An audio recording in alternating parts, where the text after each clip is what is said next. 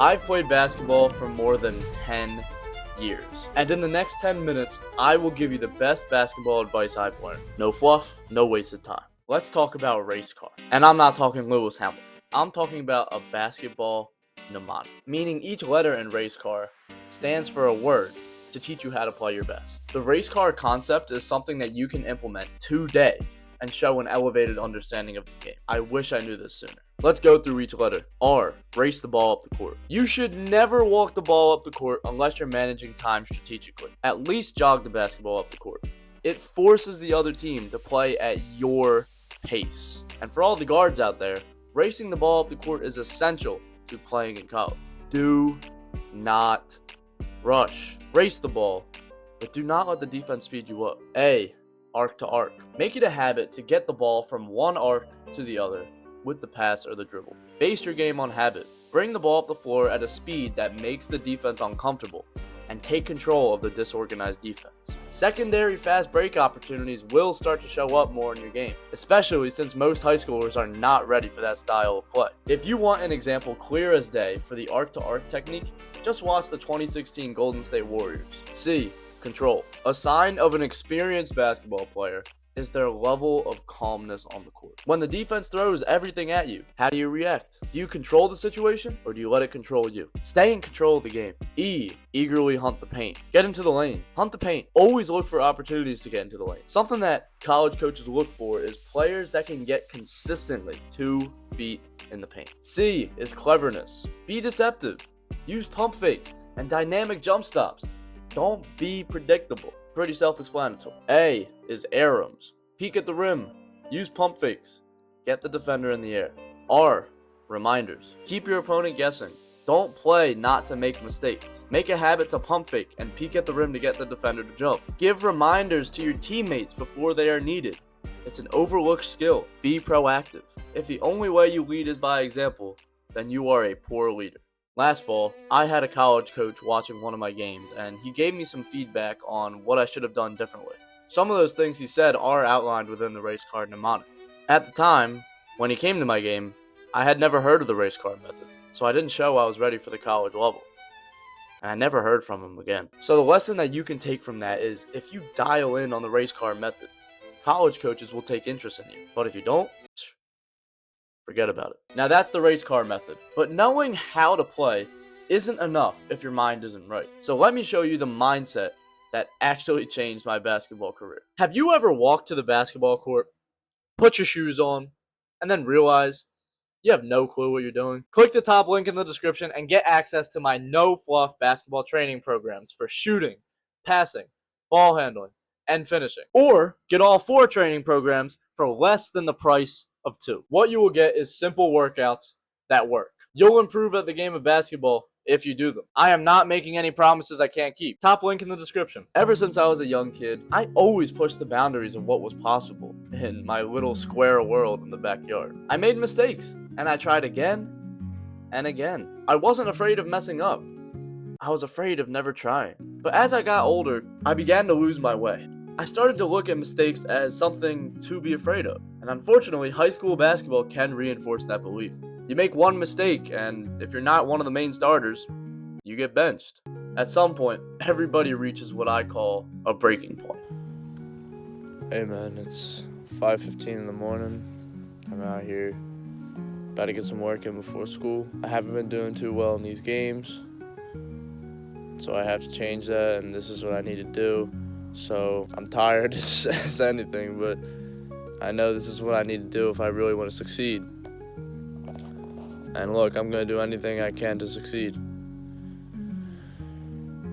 I will not let myself lose. A breaking point is something that angers the individual so much It's pretty difficult to put into words how disgusted I am, how depressed I am, that they leave themselves with no choice but to change their situation or learn to suffer with it. In my sophomore year of high school, I had a choice. I could give up due to the lack of playing time, or I can work so hard and become so good that the coach has to play me. I chose the latter. However, it wasn't pretty. My sophomore season was slowly coming to an end, and all I had to show for my efforts was a few garbage time minutes, until I was given an opportunity. Our star player at the time fouled out, and I took his spot. We were playing against our division rivals, and I was in the game during crunch time. The rest is history.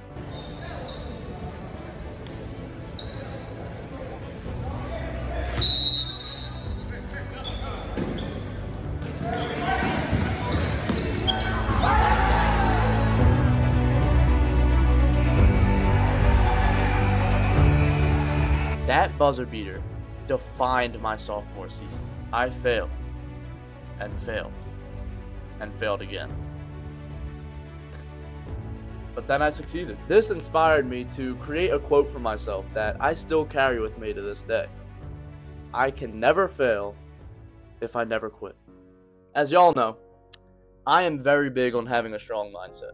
Over the years, I have learned how to meditate. One of the most impactful books that helped me in my meditation journey, if you want to call it that, is the book Stop Missing Your Life by Cory Muscara. And this book helped me reframe my outlook on failure. Failure doesn't exist outside the mind. You decide when you have failed or when you have learned. Take meditation, for example. Within the book Stop Missing Your Life, there is a diagram that explains meditation so clearly that you can't miss it. It's a repeating cycle. Focus on breath. Mind wanders. Notice mind wandering. Redirect attention. Repeat. I used to get so angry with myself when I would miss a shot or lose focus during meditation.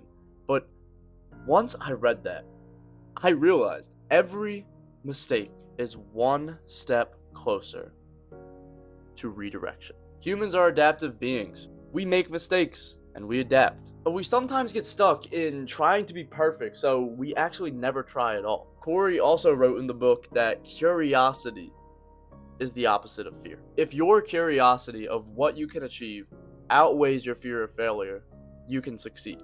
But if your fears outweigh your curiosity, you will never start. Think of the risk-reward system.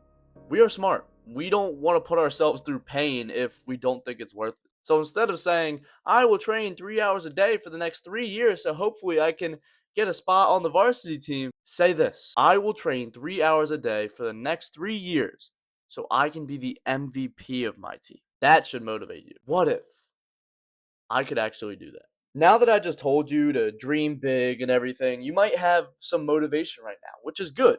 But I need to tell you something.